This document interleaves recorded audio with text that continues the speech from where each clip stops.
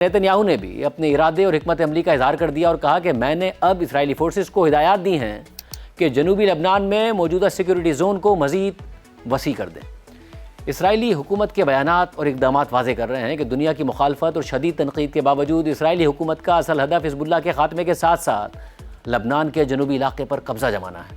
اسی لیے وہ ایران میں سیز فائر کے لیے تو تیار ہو گئی، لیکن لبنان میں سیز فائر سے انکار کرتی رہی۔ ساتھ ہی لبنان میں اسرائیلی فورسز کو اپنے اہداف کے حصوں میں اپنے ہی اندازوں کے برعکس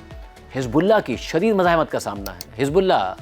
جو کچھ عرصہ پہلے بے اثر ہو گئی تھی، وہ حالیہ جنگ میں دوبارہ منظم نظر آ رہی ہے اور اسرائیل کے سرحدی علاقوں میں روزانہ درجنوں راکٹس داغ رہی ہے اور جانی اور مالی نقصان پہنچا رہی ہے۔ ساتھ ہی جنوبی لبنان میں اسرائیلی زمینی افواج اور حزب اللہ کے درمیان لڑائی جاری ہے،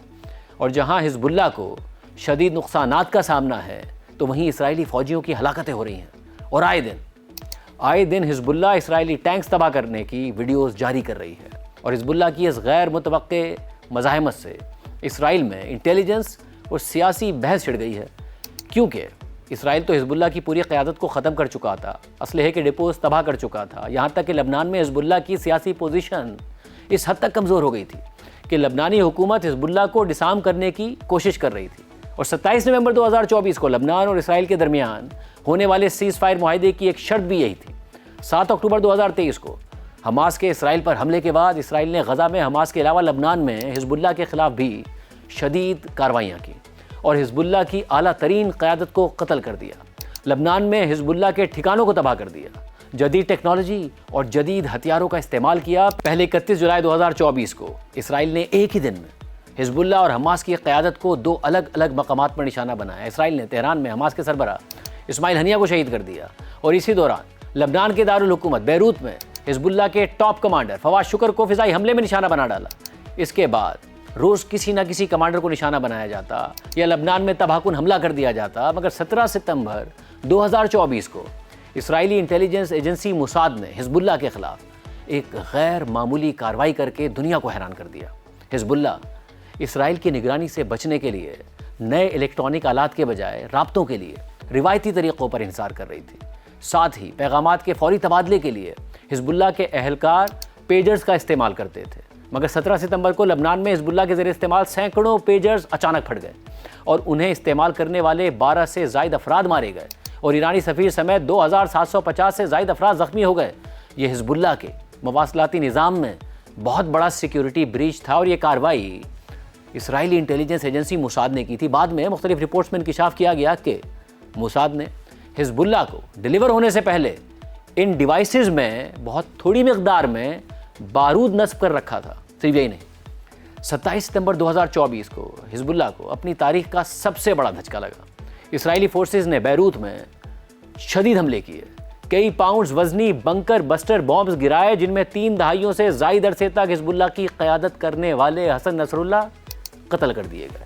حملوں کے وقت حزب اللہ کی دیگر اعلیٰ قیادت بھی حسن نصر اللہ کے ساتھ تھی، جو ان کے ساتھ ہی نشانہ بن گئی۔ پھر جب حسن نصر اللہ کے جانشین کے طور پر ہاشم صفی الدین کا نام لیا جا رہا تھا تو اسرائیلی فورسز نے انہیں بھی نشانہ بنا ڈالا، جس کے بعد کافی دنوں تک حزب اللہ نے اپنے سربراہ کا اعلان تک نہیں کیا یا پھر ان کا نام خفیہ رکھا۔ تاہم 29 اکتوبر 2024 کو حزب اللہ کے بانیوں میں شامل نعیم قاسم کو حزب اللہ کا نیا سربراہ مقرر کر دیا گیا، مگر نعیم قاسم نے جب قیادت سنبھالی تو حزب اللہ بہت زیادہ کمزور ہو گئی تھی۔ تمام اہم کمانڈرز مارے جا چکے تھے، قیادت اور کمانڈ کا بہت بڑا خلا پیدا ہو گیا تھا۔ لبنان میں حزب اللہ کے تاریخی اثر و رسوخ میں کمی آ گئی تھی، اور حزب اللہ کی قیادت صرف بیانات تک محدود ہو کر رہ گئی تھی، اور اسرائیلی حکومت، اسرائیلی فوج اور انٹیلیجنس سمیت دنیا بھر میں یہی اندازے لگائے جا رہے تھے کہ حزب اللہ اب خطرہ نہیں رہی۔ اور جیسے کہ ہم نے آپ کو بتایا کہ 27 نومبر 2024 کو لبنان اور اسرائیل کے درمیان سیز فائر معاہدہ ہو گیا، تو یہ شرط رکھی گئی کہ حزب اللہ کو غیر مسلح کیا جائے گا، یعنی اس سے سارا اسلحہ لے لیا جائے گا۔ اور خود لبنانی حکومت حزب اللہ کو ڈسارم کرنے کے لیے تیار ہو گئی اور کوششیں بھی کرنے لگی، مگر حزب اللہ اپنی کمزور پوزیشن کے باوجود اسلحہ چھوڑنے کے لیے تیار نہیں ہوئی۔ اور پھر جب رواں سال 28 فروری کو امریکہ اور اسرائیل نے ایران پر حملہ کر کے ایک اور جنگ چھیڑ دی اور ایران کے سپریم لیڈر آیت اللہ خامنہ ای کو شہید کر دیا، تو حزب اللہ بھی اس جنگ میں شامل ہو گئی اور اتنی منظم نظر آئی اور اتنی مزاحمت دکھائی کہ اسرائیل کو اپنی ہی انٹیلیجنس معلومات اور تجزیوں پر شک ہو گیا، اور اسرائیل کے آرمی چیف کو اعتراف کرنا پڑا کہ ہم نے لبنان میں حزب اللہ کی طاقت کو انڈر ایسٹیمیٹ کیا تھا اور 2024 میں لبنان میں حزب اللہ کے خلاف اپنی کارروائی کے نتائج کو اوور ایسٹیمیٹ کیا تھا، اور اب کہ جب حزب اللہ نے ناردرن اسرائیل پر درجنوں راکٹ داغے ہیں تو ہمیں اندازہ ہوا کہ حزب اللہ کے پاس تو سینکڑوں لانچرز اور کئی ہزار راکٹس موجود ہیں، جبکہ بلومبرگ کی خبر کے مطابق اسرائیلی ایئر فورس کے آفیسر کا کہنا ہے کہ حزب اللہ کے پاس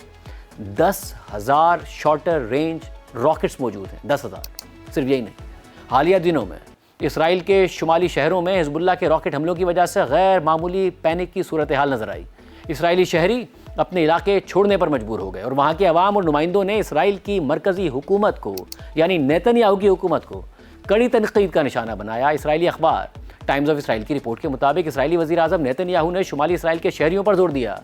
کہ وہ اپنے شہروں میں ہی رہیں، لیکن وہاں کے عوام کا غصہ بڑھتا جا رہا ہے۔ وہاں کے بلدیاتی رہنماؤں نے حزب اللہ کے مسلسل راکٹ حملوں سے متعلق ریاست کے رد عمل کو سخت تنقید کا نشانہ بنایا۔ حزب اللہ کے حملوں سے شمالی شہروں کے رہائشی بھاگنے پر مجبور ہیں، لیکن نیتن یاہو نے بلدیاتی نمائندوں سے کہا کہ وہ اس نقل مکانی کو روکیں، تو بلدیاتی نمائندوں نے نیتن یاہو کی حکومت کو سخت تنقید کا نشانہ بنایا۔ ٹائمز آف اسرائیل کی رپورٹ کے مطابق ایران کے میزائلوں کے برعکس حزب اللہ کے حملوں کے حوالے سے کوئی پیشگی وارننگ نہیں ہوتی۔ اس شمالی علاقوں کے شہریوں کے پاس سائرن بجنے کے بعد شیلٹرز تک پہنچنے کے لیے صرف چند سیکنڈز ہوتے ہیں۔ اس حوالے سے بات کرتے ہوئے شمالی اسرائیل کے شہر کریات شمونا کی غیر قانونی سیٹلمنٹ کے میئر نے کہا کہ اگر ہم نے اسرائیل کے کسی شہر کو کھو دیا تو اس بات سے کوئی فرق نہیں پڑتا کہ ہم لبنان میں صورتحال کیسے کنٹرول کر رہے ہیں یا ایران میں صورتحال کیسے کنٹرول کر رہے ہیں۔ یہ پہلی بار ہے کہ اسرائیل کا کوئی شہر ہاتھوں سے جا رہا ہے۔ انہوں نے مزید کہا کریات شمونا میں 10,000 باشندے رہ گئے ہیں، مزید 1 مہینہ ایسے ہی گزر جائے گا تو وہاں 10,000 میں سے صرف 10 لوگ رہ جائیں گے، یعنی صرف وہ لوگ بچ جائیں گے جو اکیلے کہیں نہیں جا سکتے۔ شمالی اسرائیل کے ایک اور بلدیاتی نمائندے نے نیتن یاہو حکومت پر تنقید کرتے ہوئے کہا کہ ہم اپنے گھروں کو بچانے کے لیے لڑ رہے ہیں، لیکن ہمارے پیچھے ریاست نہیں ہے۔ آپ نے 3 شہر ختم کر دیے، آپ آخر کیا کر رہے ہیں؟ یا تو کہیں کہ آپ اس معاملے سے نمٹنے کے قابل ہی نہیں ہیں اور ہماری جان چھوڑ دیں، یا وہ کریں جو کرنا ضروری ہے۔ لیکن سوال یہ ہے کہ حزب اللہ جو کچھ عرصہ پہلے اسرائیلی کارروائیوں کے نتیجے میں بے اثر ہو کر رہ گئی تھی اور اس کی پوری قیادت ختم ہو گئی تھی، وہ اچانک پھر سے کیسے منظم ہو گئی؟ اس حوالے سے رائٹرز نے اہم تفصیلات شائع کی ہیں اور بتایا ہے کہ کیسے ایران کی پاسداران انقلاب نے حزب اللہ کو دوبارہ فعال اور منظم کرنے میں کردار ادا کیا۔ رائٹرز کی رپورٹ کے مطابق پاسداران انقلاب کی سرگرمیوں سے واقف 2 ذرائع نے بتایا کہ نومبر 2024 میں اسرائیل اور لبنان کے سیز فائر کے بعد پاسداران انقلاب نے حزب اللہ کے اراکین کی دوبارہ تربیت کے لیے لبنان میں اپنے آفیسرز بھیجے، جنہوں نے حزب اللہ کے اسلحے کو دوبارہ منظم کرنے کے عمل کی بھی ذاتی طور پر نگرانی کی۔ پاسداران انقلاب کے آفیسرز نے حزب اللہ کے کمانڈ اسٹرکچر کو اثر نو تشکیل دیا، کیونکہ اسے اسرائیلی انٹیلیجنس بریچ کر چکی تھی، اور یہ ایک ایسا فیکٹر تھا کہ جس نے اسرائیل کو حزب اللہ کے بہت سے لیڈرز کو قتل کرنے میں مدد دی تھی۔ ایک ذریعے کے مطابق حزب اللہ کو دوبارہ منظم کرنے کے لیے پاسداران انقلاب کے تقریباً 100 آفیسرز کو بھیجا گیا تھا۔